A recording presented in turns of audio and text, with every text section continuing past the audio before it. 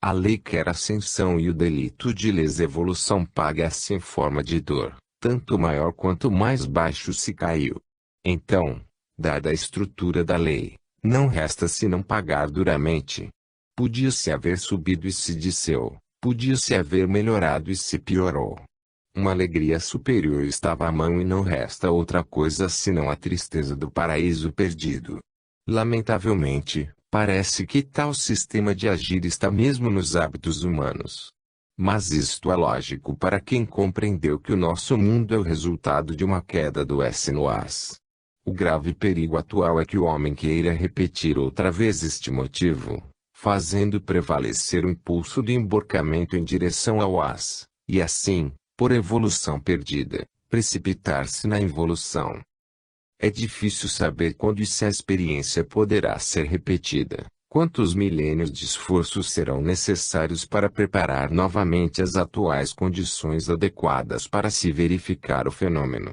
O inconsciente coletivo sente confusamente a gravidade da hora, há no ar uma inquietude vaga, como de quem se sente preso nas formas do passado e trata de libertar-se. Há como um ensaio de voo que se tenta com asas ainda não formadas ou inexperientes, um nervosismo incompreendido no seu verdadeiro significado de vago pressentimento apocalíptico.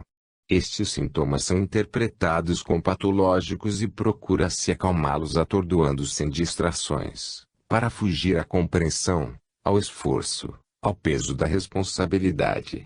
Procura-se então satisfazer o impulso vital andando para baixo, em vez de subir, fugindo aos deveres e introspecção que nos indica, procurando cimir-se com escapatórias e as acomodações tradicionais, resvalando-se pelo caminho fácil da descida. A humanidade encontra-se perante uma bifurcação da evolução, sem ter plena consciência da gravidade do momento em que se impõe a escolha, que terá, depois, imensas consequências, seja no sentido da salvação como da perdição. E uma vez encaminhados por um destes dois canais, será difícil retroceder e mudar de estrada. Eis o significado do atual momento histórico. Esta é a hora da maior conquista da humanidade, mas também da sua maior batalha, a hora das maiores possibilidades, mas também dos maiores riscos e perigos. Estão se deslocando as posições de base de nossa vida, desmoronam-se as muralhas do tempo do passado, nos quais não há mais espaço para o nosso pensamento, para edificar-se outros maiores, construtores de nosso eterno destino. Nos aprontamos para subir outro degrau ao longo da escala da evolução em direção a um mais alto plano biológico. A revolução já está em ação, a verdadeira, a que é feita pela vida, por cima de todas as outras feitas pelo homem, de interesses ou de política. A voz de Deus, de dentro, grita: avante, avante. A sua mão está estendida para ajudar a humanidade a realizar o grande salto da transição evolutiva, ajudá-la a vencer as forças do mal que lutam para sufocar este desenvolvimento, e transformar a subida em descida, a vencer as forças do egoísmo, do cálculo, da negação, que quereriam que, uma vez mais, o as prevalecesse sobre o esse. O presente volume, como conclusão dos restantes da obra, é, na hora decisiva, um sério apelo a quem tenha ouvidos para ouvir, para que seja realizado o esforço da superação e se escolha o caminho da salvação em vez do caminho da perdição. Compreendido o significado do atual momento histórico, vejamos como prever o que de fato poderá suceder. Seguindo a configuração celeste como se apresenta no fim de 1964, enquanto escrevo estas páginas, os astrólogos observam que a conjugação entre Urano e Plutão tem uma influência de tipo revolucionário, destruidor das velhas formas. Isto é útil como meio para libertar o terreno para novas construções e prepararia o advento da nova era. Plutão representa a influência demolidora do passado, das suas estruturas materiais e mentais. Urano representa a influência explosiva, o dinamismo criador do novo. Isto indica um contraste entre um despertar espiritual que quer realizar-se e a resistência de forças negativas que procuram impedi-lo. O momento atual seria, portanto, uma fase de laboriosa preparação de novos estados futuros. Com influência menor, Saturno indica, pela sua posição, a passagem entre duas eras, com a função de rendição de contas, pelo que se resolve o karma com a liquidação do balanço passado e a preparação do futuro. Tudo, portanto, se moveria em direção a uma nova era. Ao trabalho de tal íntima elaboração deve-se aquela agitação febril, de que falávamos anteriormente, própria do momento crítico e que se manifesta em distúrbios neuropsíquicos. Há, portanto, três elementos em jogo: uma parte negativa de resistência, devido à influência do as, uma parte positiva, expressa por um dinamismo psíquico-espiritual, devido à atração por parte do S, e uma parte representada pelo esforço que o homem tem de fazer para realizar o salto para frente. Estes são os impulsos que constituem o fenômeno. Isto pode levar a desmoronamentos, a revoluções, deslocações e reconstruções, mas o caminho da evolução caminha em direção ao alto. Observemos agora, por via da lógica, como tudo isto poderá realizar-se. O fato positivo decisivo para profundas mutações que já está atuando e atuará sempre mais no ambiente e tipo de vida humana, é o moderno tecnicismo. Com uma mais fácil e abundante produção de bens, ele deveria levar-nos à fase evolutiva de tipo econômico a de tipo intelectual, cultural e espiritual, que representa um nível biológico mais avançado. A evolução da vida se encontraria, assim, num momento decisivo de seu transformismo, aquele que, segundo a terminologia de Teilhard de Chardin, leva a passagem da biosfera à noosfera. Vejamos as causas pelas quais o fenômeno amadurece. Até hoje as bases da vida da humanidade foram de caráter econômico. O possuir, sendo a coisa mais necessária para viver, foi sempre o ponto fundamental de referência em função do qual se orientou o modo de pensar e de atuar. É assim que se formou uma forma mental humana que, em contradição com todos os ideais pregados, de fato venera, como supremo valor, o Deus, possuir. Sem meios materiais não podendo fazer-se nada exterior, que é o que a maioria entende, também os ideais e as religiões permanecem ainda em terra sujeito ao domínio destes meios, não podendo realizar-se senão em posição subordinada a eles. O tecnicismo, com a abundância da produção, tende hoje a levar a humanidade para a libertação de tal escravidão econômica. Isto significa que outro será já o ponto de referência segundo o qual se orientará o nosso modo de pensar e agir, o modo no qual se construirá e funcionará a nova forma mental humana. O homem, libertado do assalto das necessidades materiais, deverá então encontrar um outro tipo de trabalho, dirigido à produção de outro tipo de bens, de outro modo úteis à vida. Agora que ela virá encontrar-se noutra posição ao longo do caminho da evolução. Estes bens são os valores de um mais avançado nível biológico, até então incompreendidos pelos evoluídos, mas cuja importância agora se entenderá. Eles são os valores espirituais, fundamentais no novo plano de vida, como, no precedente, eram fundamentais os econômicos. Verdade, moral, escala de valores. Tudo é relativo ao grau de evolução alcançado. Antigamente a luta pela vida material era demasiado dura para que ela não dominasse todas as atividades humanas, físicas ou mentais. Ainda agora as religiões continuam pregando a renúncia aos bens terrenos. Mas elas, em primeiro lugar, se baseiam sobre estes bens, em desacordo com o que elas pregam e condenam. Em pleno acordo, crentes e ateus lutam pelos mesmos fins concretos, com os mesmos métodos, porque todos sabem que desinteressar-se dos bens próprios, para sonhar com ideais, pode significar a morte. Assim, as próprias religiões são as primeiras a constituir-se em organizações terrenas que possuem, administram os seus interesses como todos, também no caso de ordens religiosas baseadas no voto de pobreza. A fase economista está ainda em pleno vigor e a nova face culturalista, que tende pelo contrário ao enriquecimento no espírito, é coisa ainda que está para chegar. Hoje o problema fundamental do homem não é o dos bens espirituais, mas sim o dos bens materiais. Estes dominam tudo e, sem eles, pouco de pode realizar na terra. Assim o mundo está cheio de igrejas frequentadas por gente que, com os fatos, demonstra crer em algo bem diferente. O problema humano mais vivo é o do meu e o do teu. A luta mundial entre imperialismo comunista e imperialismo capitalista é a luta do meu e o do teu. O comunismo é uma ideologia de assalto ao sistema do meu, que é o da propriedade capital. No entanto, com semelhante ideal tomou posse do que pertence aos outros, tiro também do próprio povo, para concentrar tudo nas mãos da classe dirigente. O jogo é sempre o mesmo, o mais forte tira dos outros para si. Assim é a natureza humana e não é uma ideologia que pode transformá-la. Os fenômenos políticos e sociais não são senão um momento do fenômeno biológico, cuja expressão é uma consequência do grau de evolução alcançada.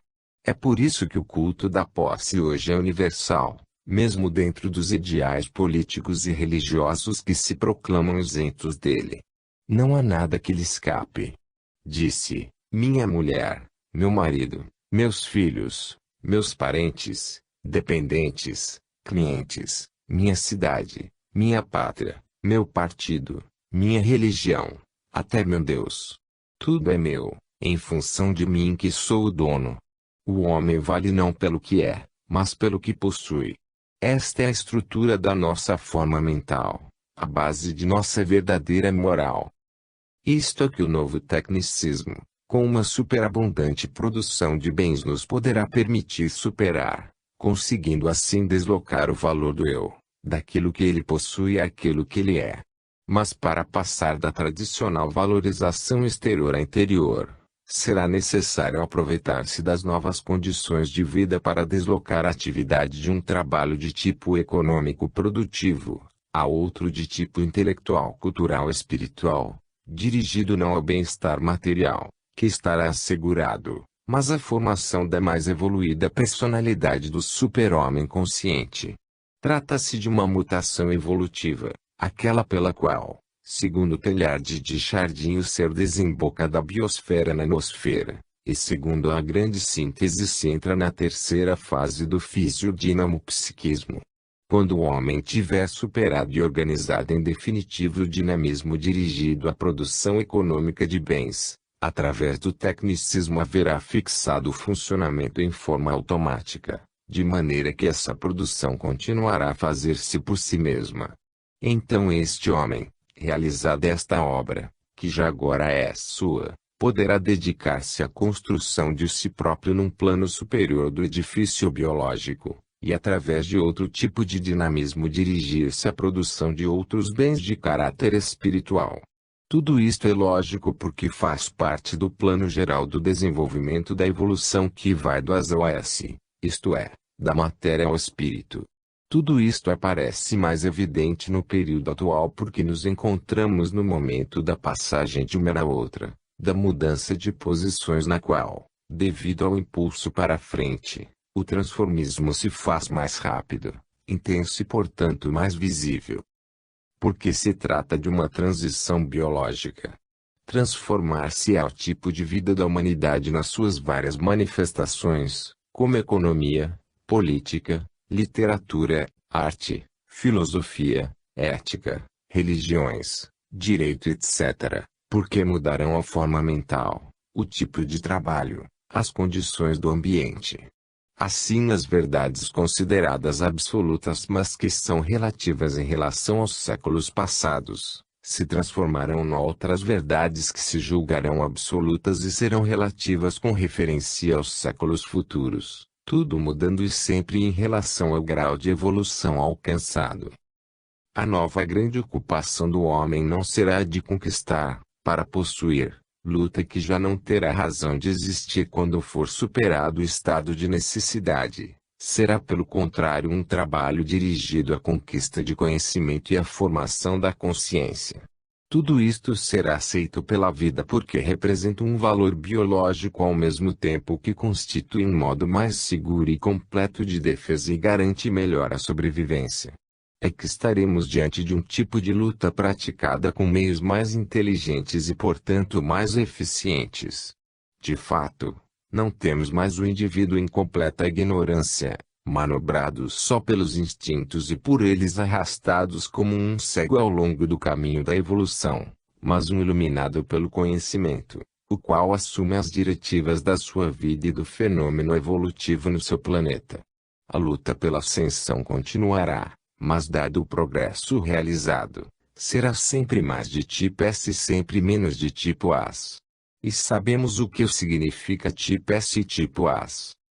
De tudo isto se pode compreender que desta vez não se trata de uma das habituais revoluções escalonadas em série ao longo do caminho da história para realizar pequenas e graduais transformações, mas da conclusão de uma destas séries para iniciar uma de outro tipo.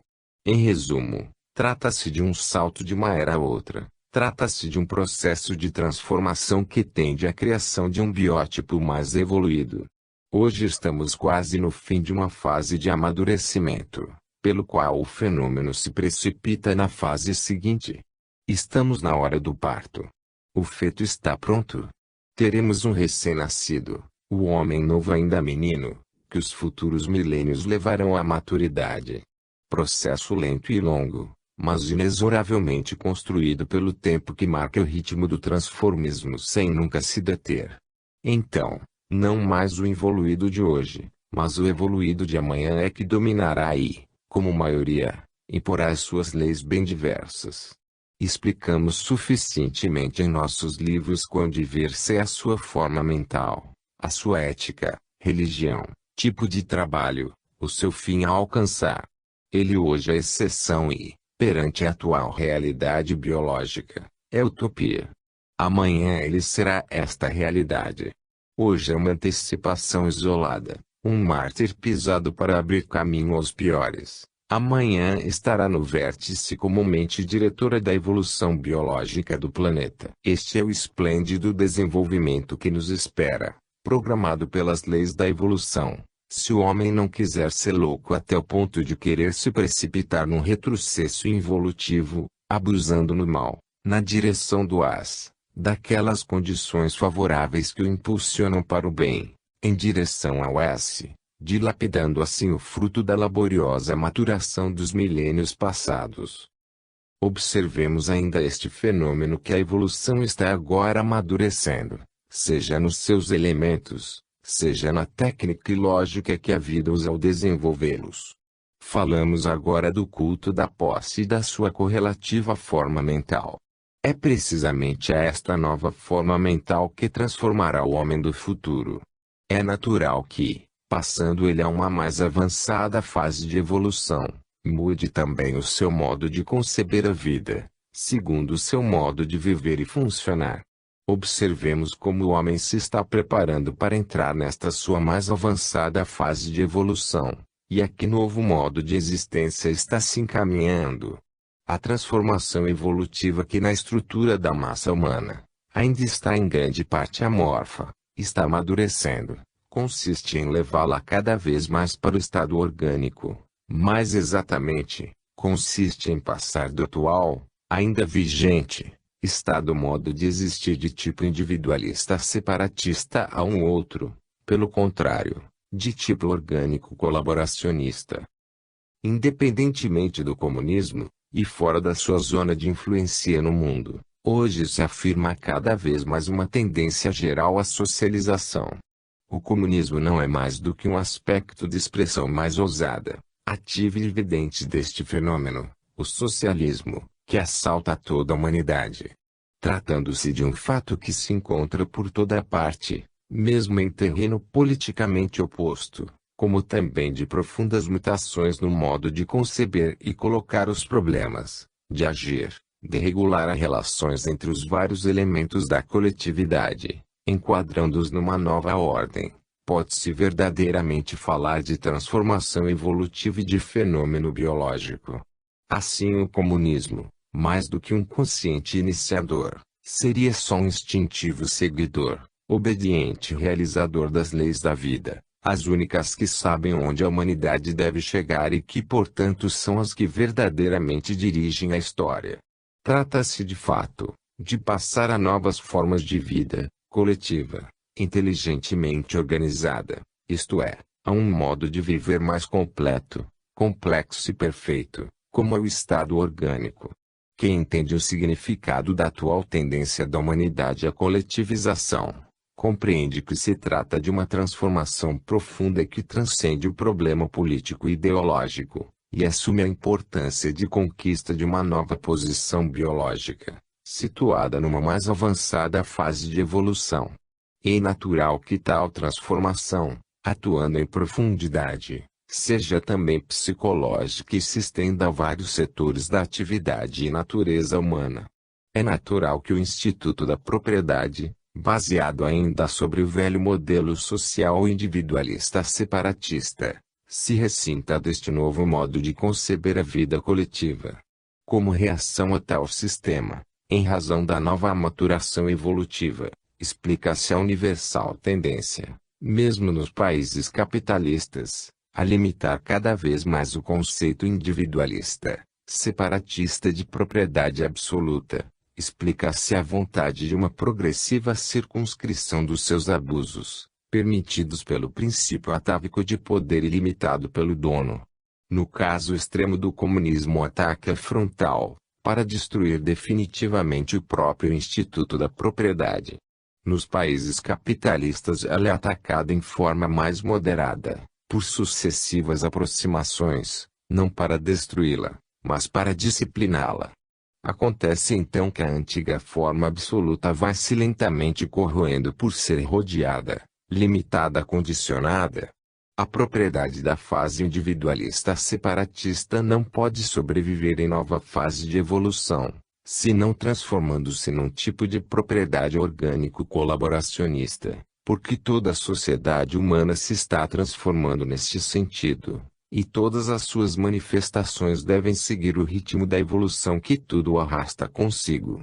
É assim que vai desaparecendo o conceito de propriedade exclusivista absolutista e ela se atualiza paralelamente com tudo mais, fazendo-se assim cada vez menos abuso de egoísmos e sempre mais função social.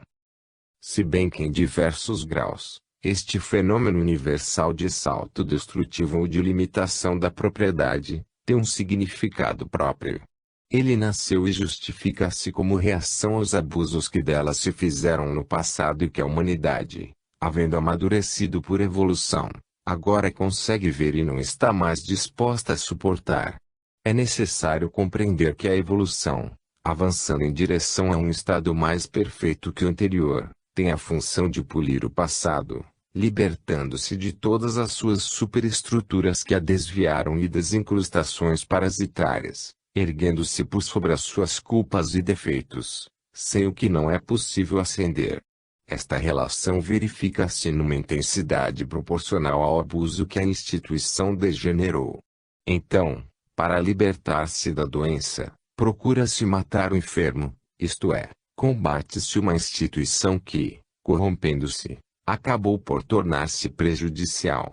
Sucedeu mesmo com o assalto violento do ateísmo contra as religiões. A culpa está no abuso que elas fizeram em nome de Deus. No caso do comunismo, o ataque contra a propriedade, e portanto contra quem possui, é violento, em razão da total resistência da parte oposta. Isto é o que obriga a evolução, que ninguém consegue deter, a usar a força para progredir, quando esta se torna necessária para avançar. Neste caso, o motivo da violência está na resistência do passado que não quer renovar-se, e é por isso que, para dar o salto para frente, periodicamente a história deve recorrer às revoluções. Se elas acontecem, é porque são úteis à vida que de outra maneira não as produziria. E pode-se ver como elas são úteis ao progresso, mesmo que isso se verifique muito tempo depois. Ninguém admite hoje que seria um bem regressar ao regime anterior à Revolução Francesa ou ao poder temporal dos papas. Mas quem podia condenar naqueles tempos tais regimes? Por isso o Ocidente capitalista vai acompanhando, se bem que lentamente de longe, o extremismo reformador do comunismo. Pode-se entender também o fenômeno num sentido completamente diferente do político, isto é, como um instrumento nas mãos de Deus, para o cético traduzir, meio com o qual se realiza o pensamento e a vontade da evolução, quando não existe outro meio, a não ser a destruição, para realizar os supremos fins da vida.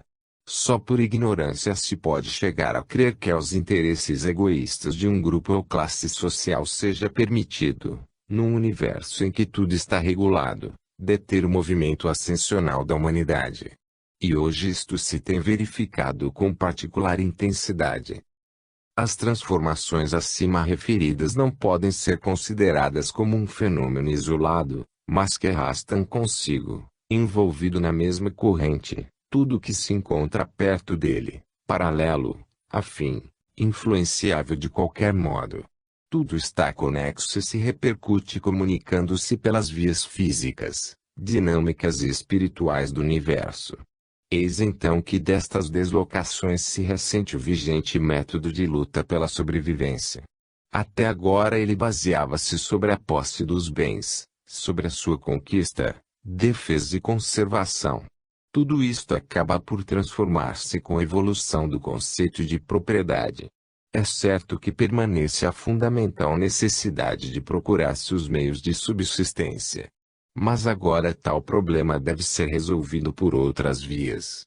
Se no passado as bases da vida se apoiavam na propriedade, o que implicava numa perpétua luta contra os excluídos, ávidos de empossar-se, porque ser dono era tudo. Em nova fase elas se apoiarão sobre a capacidade e dever do indivíduo de produzir para a coletividade, e no seu correspondente direito implícito na fase orgânico-colaboracionista, de receber daquela sociedade a defesa e ajuda necessária para sobreviver, como justa recompensa do trabalho realizado para a vantagem dela. Surge assim, favorecido pelo tecnicismo, um conceito novo. A valorização do trabalho que se substitui ao valor da propriedade. A produtividade toma o lugar e assume a função que primeiramente realizava a posse. Tudo isto sacode a vida humana da sua posição estática e a dinamiza, exaltando a função criadora em vez da conservadora. Tudo isto significa um método diverso de enfrentar e resolver o problema da existência, de se procurar os meios de subsistência, de conduzir a luta pela vida. Esta transformação fixa na raça dois importantes conceitos, o da necessidade de trabalho para todos e o conceito paralelo da necessidade da previdência social. Veremos ainda que a transformação se torna cada vez mais vasta, invadindo outros aspectos da vida. Valorização do trabalho significa a valorização do homem, agora dinamizado e com isto elevado a uma nova potência e mais alta dignidade. Criando com a sua atividade e inteligência, ele passa agora da sua precedente posição de servo das coisas possuídas, máximo valor do passado, ao qual ele tinha que se subordinar, para dominador delas, reduzidas nas suas mãos a um instrumento criador. Tudo isso significa que esses meios que chamamos propriedade e riqueza, para o homem futuro deverão ser de tipo diferente, porque o valor não será medido pelas posses, mas pelas qualidades pessoais e capacidade de produção, não se basearão no poder de bens com o trabalho dos outros, mas no rendimento da habilidade própria e da atividade. Então o indivíduo não valerá por ser proprietário de terras e capitais, mas porque é proprietário de um cérebro, de um conhecimento e consciência e de muita vontade de trabalhar. Eis o conceito novo que leva o elemento humano ao primeiro plano. De tudo isto se vê quão profunda, importante e plena de consequências é a atual transformação evolutiva. Muda completamente a unidade de medida e o ponto de referência em função dos quais se julga o indivíduo e se estabelece o seu valor. Ele não vale por aquilo que possui, mas pelo que sabe fazer, não pela sua riqueza, mas pelas suas qualidades, não em relação à propriedade, mas em relação ao trabalho e à produção. É natural que cada transformação evolutiva, deslocando a posição do ser a um outro nível ao longo da escala da evolução, traga consigo também uma deslocação na posição dos termos da escala de valores. Trata-se de um verdadeiro avanço biológico enquanto nasce um valor novo, o homem, anteriormente em estado de germe aguardando o nascimento. Valor este que se substitui ao tradicional constituído nos bens possuídos. Ele, assim, consegue libertar-se da escravidão das coisas das quais dependia como de um valor máximo, para transformar-se ele mesmo em valor máximo. Como se vê, a revolução é profunda, porque chega às raízes da personalidade humana, mudando a sua forma mental, ao mesmo tempo que desloca as bases econômicas sobre as quais se apoia a estrutura da sociedade e a atual técnica da luta pela vida. Esta transformação traz consigo outras consequências. O Instituto da Propriedade historicamente representa uma posterior legalização, para estabelecer juridicamente a favor do proprietário um aleatório estado de fato ou posse, formado no início, fora de qualquer lei, por um livre ato de apropriação. É natural, portanto, que quantos tenham ficado excluídos de tal conquista e não compartilhando de suas vantagens, com o mesmo método sejam a repetir o mesmo ato, à custa de quem o realizou primeiramente. Eis como surgem os ladrões e a necessidade de uma propriedade armada em contínua defesa contra eles. Eis que o furto e propriedade são duas forcas opostas que se equilibram no seio do mesmo fenômeno. Uma implica na outra, leva-a consigo, fazendo-a nascer logo que ela nasce, porque ambas fazem parte do mesmo regime e se apoiam sobre a mesma forma mental da avidez egoísta, e seguem inseparáveis. Proprietário e ladrão no fundo são como dois cães à volta do mesmo osso. O primeiro luta para continuar sendo dono. Esta é a substância das defesas jurídicas. E o segundo luta por tornar-se dono. Esta é a substância dos assaltos, em pequena escala com o furto, em grande com as revoluções. Eis que para transformar este segundo termo num outro, eliminando nesta sua forma, é necessário transformar também o primeiro termo porque enquanto este continuar sendo o que é hoje, ele não poderá separar-se do seu fiel companheiro. Ora, sucede que a atual transformação evolutiva procura precisamente transformar aquele regime em outro, de outro tipo, o que implicitamente leva à eliminação de todas as consequências do primeiro. Esta dissertação não teria sentido se existisse uma propriedade verdadeiramente justa, exclusivamente fruto de trabalho e economia. Esta, em pequena escala, poderá também existir. Mas, não é certamente com este método que se fazem as riquezas. Eis que para os males atuais não existe outro remédio senão uma mudança de método, e isto é que se está hoje preparando. É certo que, se quiser obter paz e libertar-se do furto e das revoluções, será necessário chegar a um acordo entre quem tem e quem não tem. Até esse momento, o que não tem andará à caça do que tem, o qual por sua vez deverá viver armado em seu castelo. Esta é a luta entre comunismo e capitalismo. Não estamos aqui tomando partido por nenhum programa político.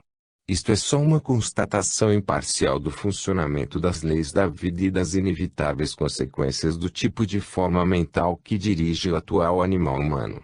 Dia virá em que o conteúdo do meu será diferente, isto é, quando já não será o que possuo como tesouro acumulado, mas sim o que sei fazer, o que possuo como proprietário da minha própria capacidade de produzir. Neste dia cairão automaticamente as ameaças que hoje pesam sobre a propriedade. Este novo tipo de propriedade será assim inerente à pessoa e ninguém poderá roubar, nem por furto nem por revolução. Os ladrões nunca poderão levar as nossas qualidades pessoais. Esta transformação pode levar a consequências ainda mais vastas. Superada a fase do regime separatista do meu e do teu, acaba por cessar o estado de guerra que dela deriva. Tanto para os indivíduos como para as nações, isso é inevitável consequência de uma propriedade nascida da posse praticada com fins exclusivistas, gerando assim a classe dos esfomeados, prontos ao assalto. Todos os momentos de cada fenômeno estão conexos, um contido em germe no outro, com todas as suas consequências. Com os referidos problemas está conexo também o da multiplicação não controlada, sobre a qual voltaremos mais adiante. Até hoje a vida foi induzida à conquista com o método da multiplicação das massas humanas, lançando-as ao assalto dos povos mais ricos. É assim que propriedade e reprodução são fenômenos interdependentes, porque a segunda leva à custa da primeira, a necessidade de conquista de um espaço vital, e a primeira representando os meios para a existência, estabelece os limites da segunda. Numa sociedade civil e ordenada, estes fenômenos deveriam ser inteligentemente regulados e não deixados ao arbítrio dos inconscientes. As guerras não poderão ser eliminadas com as destruições e dores que custam, se não se eliminar a causa primária. Vivemos num mundo de leis, constituído por uma engrenagem de causas e efeitos de onde não se pode sair. Cada tentativa neste sentido é um erro pelo qual se paga.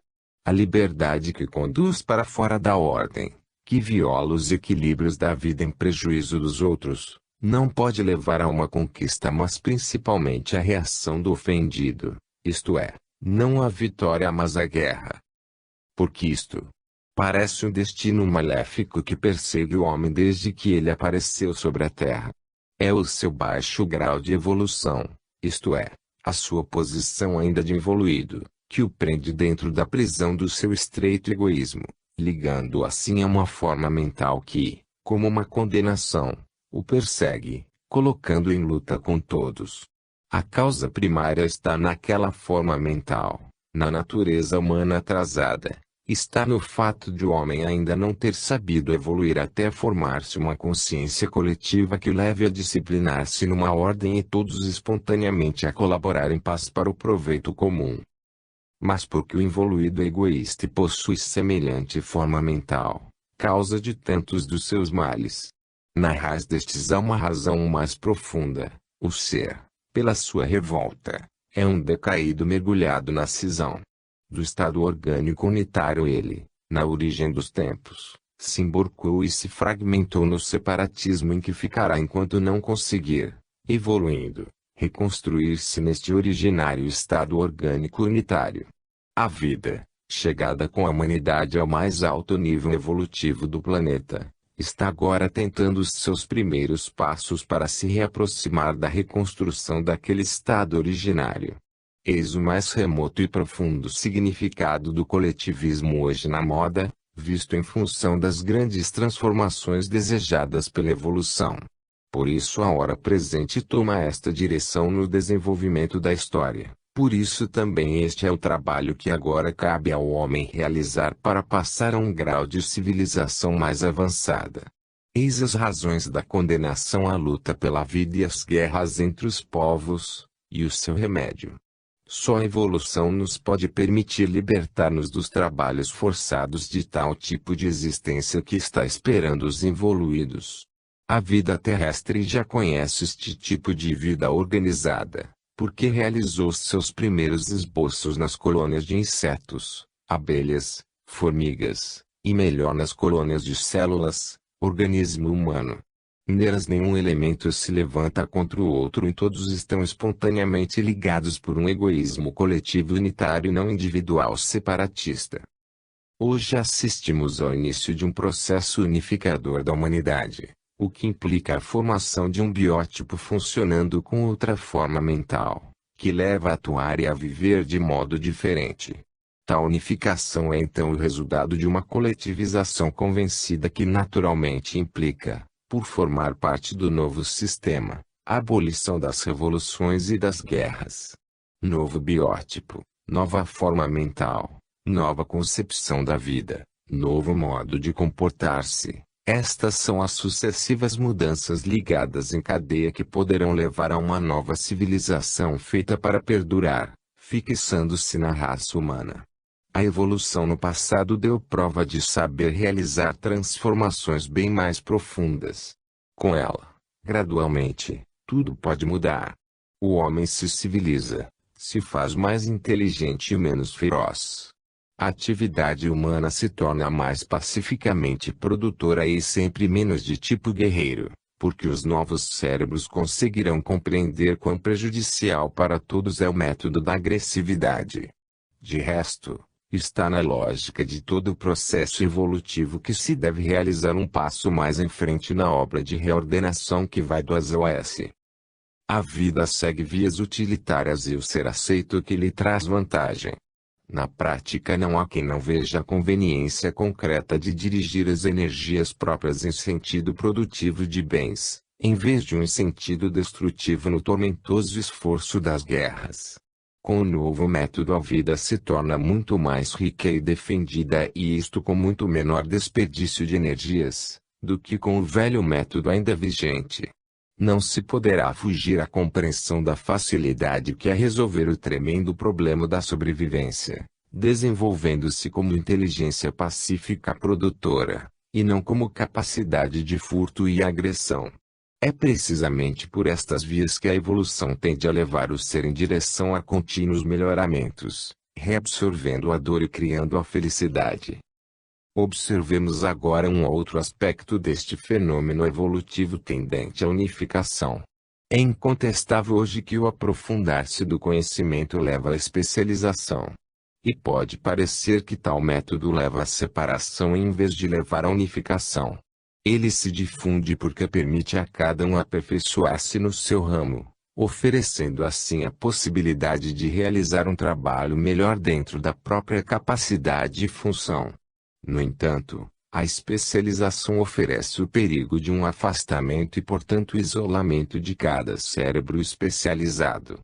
Surge então uma paralela necessidade de coordená-los, para não se acabar no caos de uma torre de Babel, em vez de chegar ao estado que a vida aspira, isto é, ao de colaboração, próprio da fase orgânica. Se a vida não corrigisse o impulso divisionista da especialização com um equivalente impulso unificador, o resultado seria desagregante em vez de construtivo, e a evolução retrocederia para o separatismo em vez de avançar para a unificação.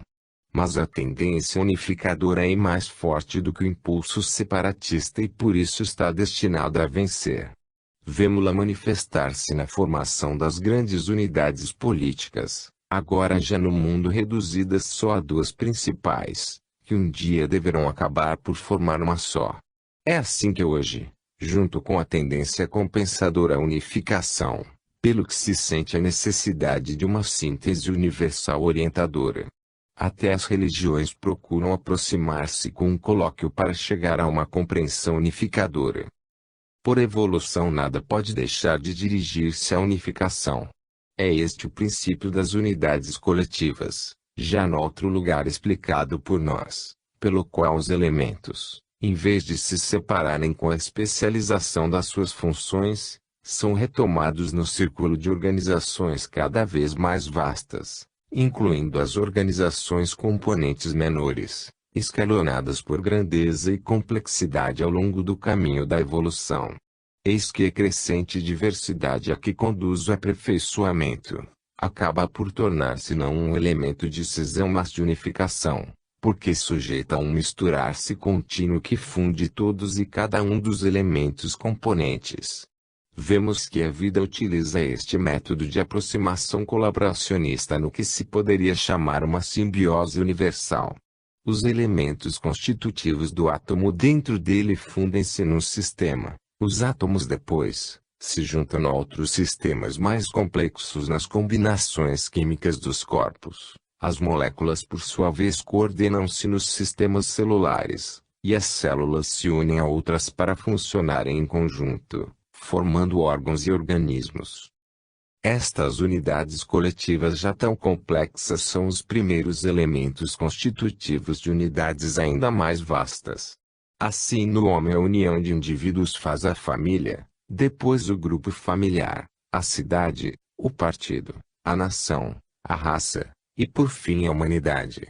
Pensemos que o processo unificador não pode deter-se neste ponto, e que tem de continuar com uma união de todas as humanidades, até chegar a um estado orgânico unificador de todas as formas de existência do universo. Temos estado observando por quantos caminhos a evolução humana está hoje amadurecendo. Cada desenvolvimento está conectado com outro, provoca ou está por ele condicionado. O fenômeno base é uma transformação do tipo humano que agora evolui no que respeita às qualidades cerebrais, o que significa transformação de forma mental, isto é, do modo de conceber, de resolver os problemas e, em consequência, da forma de agir, que será mais inteligente, pacífica, eficiente. Agora a evolução não é mais orgânica, de formas, mas chegada com o homem ao seu mais alto nível, começa a tornar-se de tipo espiritual. O amadurecimento se faz cada vez mais profundo, penetra no interior, em direção à substância do existir, atua por dentro nas raízes do ser, assalta os órgãos diretivos para que depois seja o próprio homem a projetar os resultados para o exterior, realizando com a sua ação o seu pensamento no plano concreto. Nasce daí, assim, uma transformação de ambiente, a qual depois reage oferecendo condições de vida diferentes, que por sua vez permitem uma evolução mais avançada. Assim nasceu a ciência, desta técnica que facilita a produção de bens e enriquece o homem libertando-o das duras necessidades materiais e do estado de luta feroz para sobreviver. A técnica produziu os meios de comunicação utilíssimos para aproximar os elementos distantes e mantê-los em contato, sem o que não é possível chegar à compreensão recíproca, à colaboração, e por fim ao estado orgânico unitário. Quantos gênios no passado realizaram, sem resultados, esforços desesperados nesta direção evolucionista, porque lhes faltavam os numerosos meios que oferece a técnica. Só hoje se começa a compreender a possibilidade de uma civilização mundial única, porque foram abertas todas as estradas do mundo, o que significa a circulação e comunicação não só de mercadorias e de pessoas, mas também de pensamento. Hoje busca-se concretizar ideais, como a unificação econômica de vários estados, coisa anteriormente inconcebível. E a evolução que exerce pressão para arrombar as portas do separatismo, a mesma que arrombou as portas e abateu os muros que fechavam as cidades medievais, hoje destrói alfândegas, limites, nacionalismos e racismos separatistas, para aproximar cada vez mais da fusão num só organismo. Assim também o progresso da mecânica pode ser útil ao desenvolvimento do pensamento. Então as coisas mais díspares, aparentemente distantes, acabam por convergir e cooperar para o mesmo fim. O progresso da medicina, o conhecimento das leis da vida, poderão permitir ao homem tomar a direção do fenômeno da evolução biológica do planeta, o que é indispensável numa humanidade chegada ao estado orgânico.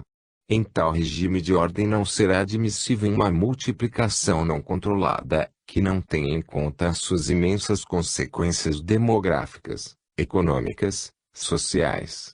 Uma sociedade orgânica será responsável em cada um dos seus elementos das consequências de cada ato, e nada será abandonado à liberdade dos inconscientes. Então serão isolados, como elementos de desordem, todos os que, dando nascimento desordenado a novos seres, atentam contra a ordem coletiva, serão considerados como um perigo social quantos procurem lançar no seio da coletividade, que depois terá de suportar o seu peso, loucos, doentes, incapazes de serem arrastados, ou esfaimados, desviados, criminosos, estes últimos prontos a conquistar a vida para ser, assaltando o próximo. Uma vida melhor não poderá ser alcançada senão numa posição de ordem, de previdência, de disciplina. Nestas novas condições de vida haverão muitos conceitos.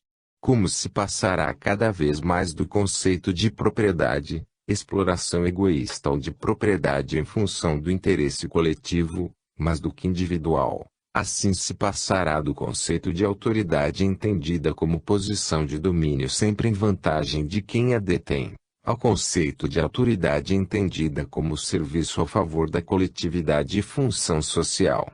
Alterações interiores profundas, de convicções e forma mental, com importantes consequências no funcionamento da organização social.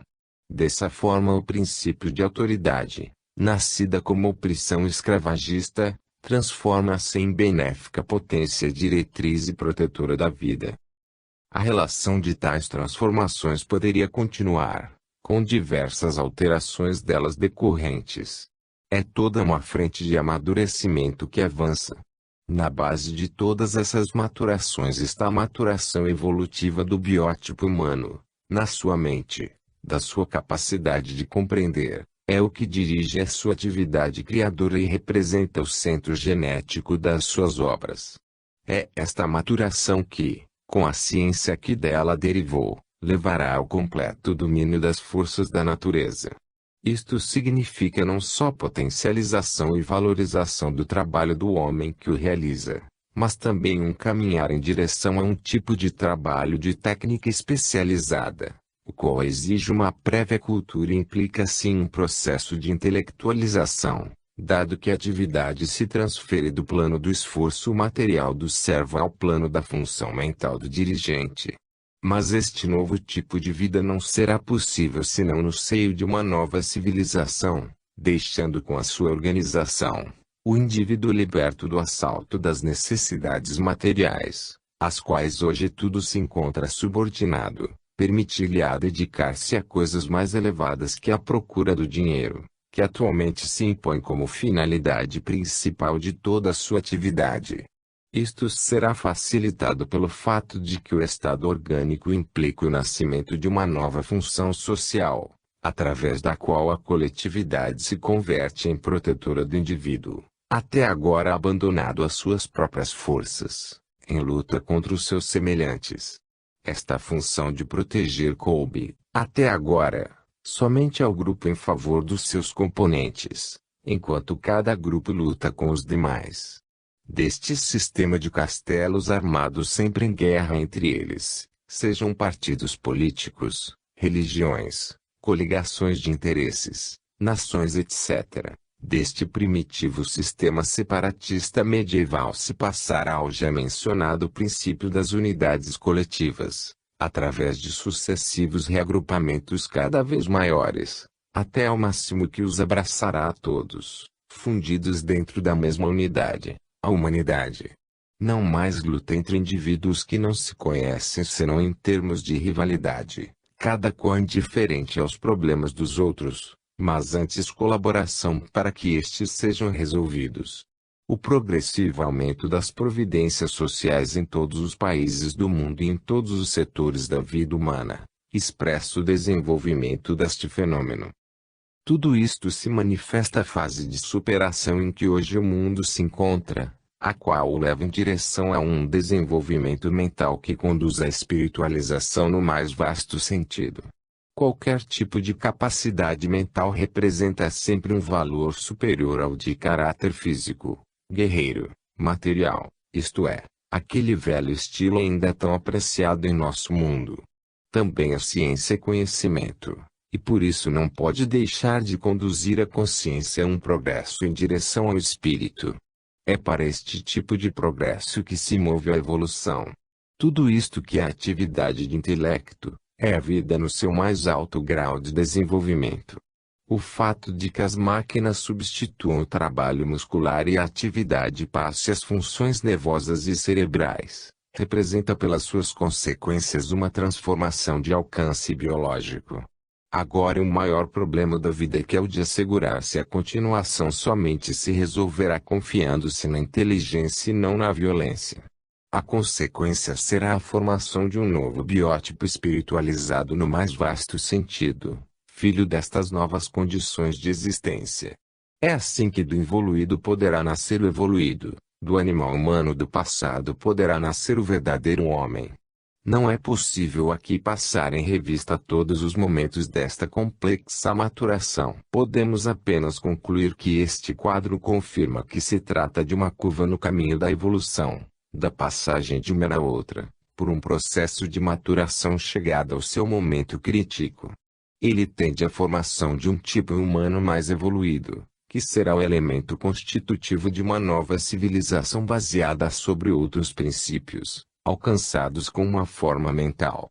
Quem tem olhos para ver e cérebro para pensar, compreende que estamos num momento crucial e decisivo de tremendo esforço, de grave perigo e excepcional potência criadora. A nossa época parece de destruição, mas esta representa o trabalho necessário de limpeza do terreno, sem o que não se pode reconstruir. Para que a vida possa desenvolver-se em novas formas mais avançadas é necessário libertar-se das coisas velhas que impedem, ocupando o espaço disponível. Cada século deve criar alguma coisa, segundo suas capacidades tão diversas, de acordo com as possibilidades do momento histórico. Mesmo nos períodos de decadência, a vida consegue criar algo, ainda que seja um fruto corrompido por demasiada maturação. Mas hoje estamos em decadência só como função necessária de eliminação do passado. Sob este terreno coberto de despojos, ferve e está despontando um mundo novo. Compete a nós fazê-lo nascer. Somos nós, seres viventes, que incorporamos as forças da vida em ação. Nós, humanos, somos os construtores de nosso destino. A vida, inteligência que pensa e dirige, não é uma abstração fora da realidade, mas é também vontade de realização que se concretiza no homem, que se torna o seu braço executor.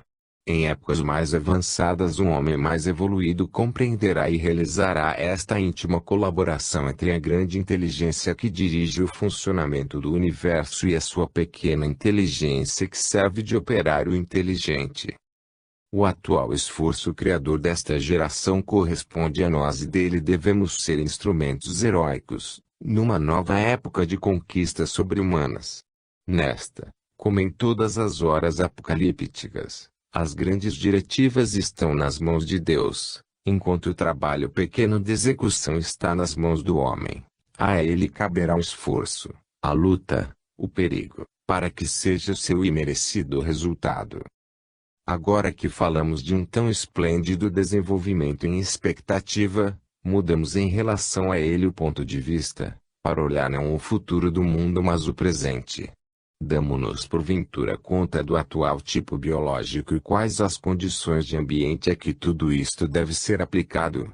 O certo é que o evoluído atual, dada a sua natureza, não está, de modo nenhum, pronto a dar de imediato salto tão grande para frente. Sem dúvida o tecnicismo transformará o ambiente terrestre e as condições de vida do homem produzindo depois profundas alterações também em sua natureza. Mas quanto tempo será necessário para que tudo isto possa tornar-se realidade? Falar hoje em abundância de meios e de cada tipo de trabalho superior intelectual em países subdesenvolvidos onde se morre de fome e reina o analfabetismo, pode parecer uma trágica mentira e um insulto à miséria. Mas o progresso, com o ritmo hoje alcançado, deverá no entanto chegar até lá e levar todo mundo a este nível.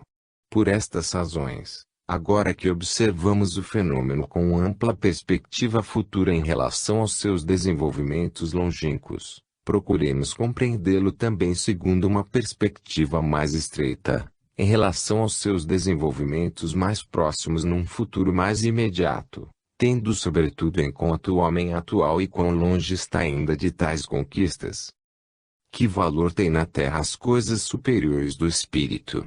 Em nosso mundo o ideal pode existir enquanto pode ser explorado.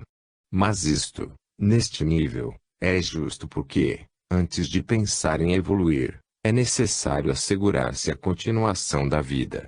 Só quando necessário esteja garantido e este problema resolvido, será possível enfrentar outros mais altos. Quem é assaltado pela fome não pode ocupar-se de cultura e espiritualidade. De fato, a realidade que existe debaixo de toda a pregação de qualquer ideal é a feroz luta pela vida que em nosso nível representa a mais profunda verdade. Na realidade tributa-se grande admiração e veneração pelos valores espirituais, mas em teoria, enquanto na prática se apreciam e se buscam os valores materiais.